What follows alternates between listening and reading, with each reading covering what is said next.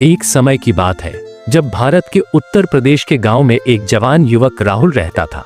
राहुल ने हमेशा अपने दादा से पुरानी कहानियां सुनी थी। एक दिन उसके दादा ने उसे एक रहस्यमय द्वीप की कहानी सुनाई जिसे ईस्टर आइलैंड कहा। दादा ने कहा, राहुल, वहां की मूर्तियां जैसे आकाश से गिरी हों और अब वो चुपचाप समुद्र के किनारे खड़ी है। रात को जब राहुल सोया तो उसे एक अजीब सपना आया। उसे लगा जैसे वो समुद्र के ऊपर उड़ रहा है। थोड़ी देर बाद वो एक द्वीप पर पहुंच गया। वहां बड़ी बड़ी पत्थर की मूर्तियां थी जो उसे घूरकर देख रही थी। राहुल डर गया, लेकिन फिर उसने सुना, राहुल, तुम्हें यहाँ बुलाया गया है। राहुल ने देखा कि एक प्रकाशमान आत्मा उसके सामने आई।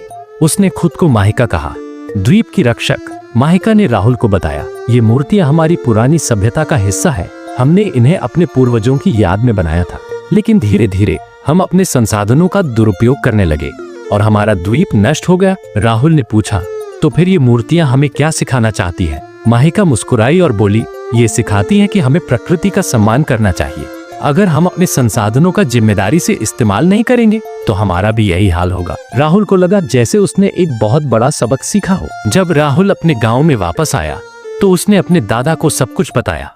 उसने अपने गांव वालों को भी बताया कि हमें पेड़ पौधों को बचाना और पानी का सही इस्तेमाल करना चाहिए। इस तरह राहुल ने ईस्टर आइलैंड की मूर्तियों का संदेश अपने गांव तक पहुंचाया। दोस्तों, ईस्टर आइलैंड की मूर्तियां सिर्फ पत्थर की नहीं बल्कि समय की गवाही है।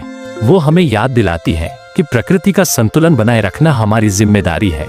अगर हम इसे नहीं समझेंगे तो हमारा भी वही हाल होगा। तो आइए राहुल की तरह हम भी अपने आसपास की प्रकृति की रक्षा करें और इसे बचाएं।